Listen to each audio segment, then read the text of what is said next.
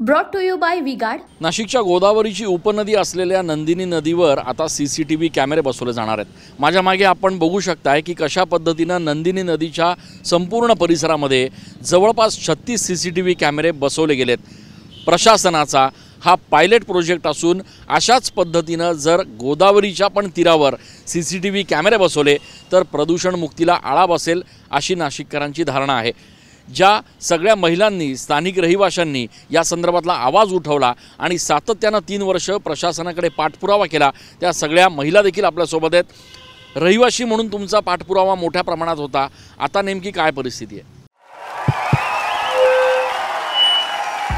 उनका बैकअप सिर्फ कल तक और हमारा चांद तक। हमारा नेता कैसा हो जो नॉन स्टॉप बैकअप दे वैसा हो।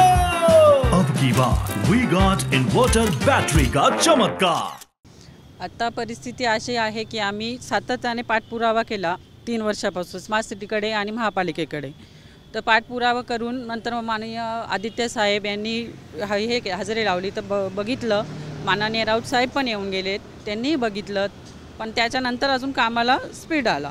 मग आम्ही नंदिनी नदी कशी स्वच्छ राखता येईल याच्यासाठी आधी जाळ्या बसवल्या, कचऱ्याला हे आळा बसेल, लोक कचरा टाकतात, नंदिनी नदी प्रदूषित होते, त्यासाठी आम्ही ते प्रयत्न केले। त्याच्यानंतर CCTVसाठी प्रयत्न केले, त्यालाही आता यश आलेलं आहे आणि तेही कामाला सुरुवात झालेली आहे।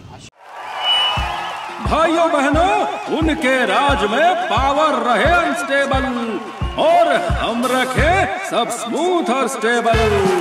हमारा नेता कैसा हो जो स्टेबल पावर दे वैसा हो। अब की बार वी गॉट AC स्टेबलाइजर का चमत्कार। त्याच पद्धतीने गोदावरी असेल किंवा इतर नद्यांच्या बाबतीत प्रयत्न व्हायला पाहिजे।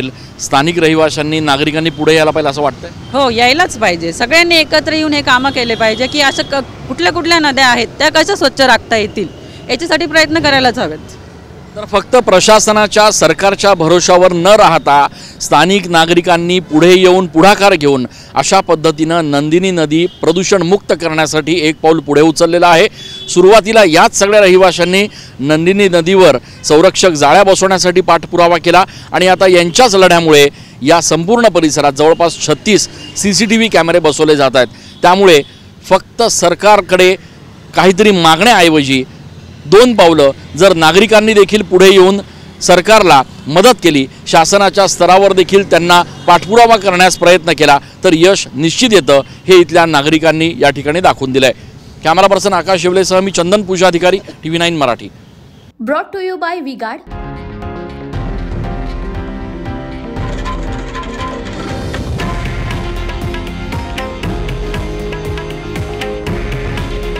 हे आहे देशातील नंबर 1 न्यूज नेटवर्क आणि आपण पाहत आहात TV9 मराठी।